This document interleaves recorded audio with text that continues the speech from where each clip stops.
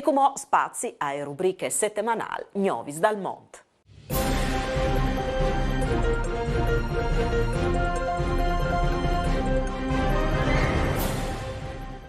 O virzin che sta appuntamento di Novis dal mondo all'Argentina e più in particolare di Cordoba. Lì Lorena Londero, di Evidente di Vignince Furlane, e ha vinto un dei premi dall'edizione numero 19 dal concorso nazionale di innovamento Innovar, organizzato dal Ministero della Scienza e della Tecnologia.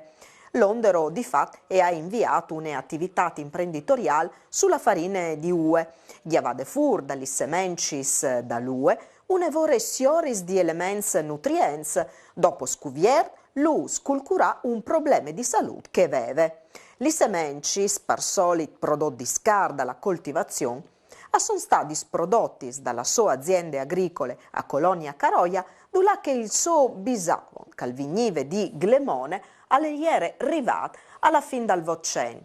Anche Lorena Londero è notata in tal centri Furlan di Colonia Caroia e fa parte dal gruppo folcloristic Congiunto Allegrie, che con loro ha partecipato svoltis al Festival dei Cuori, vivan così ad ore di tornare in Friuli e conosci i parenti.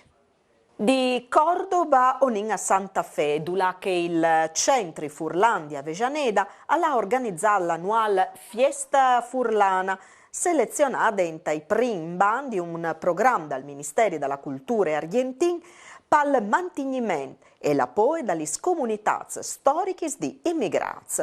La fiesta è scominciata sabite di sera con l'esibizione dal cor dai fruits Curisins Furlans per continuare domenie a Sant'Anna, una frazione a pochi chilometri di Avejaneda. Lì è stato fatto il tradizionale gustà vier dal presidente Mariano Dean con tanti chians, bai e anche il zoo dall'amore.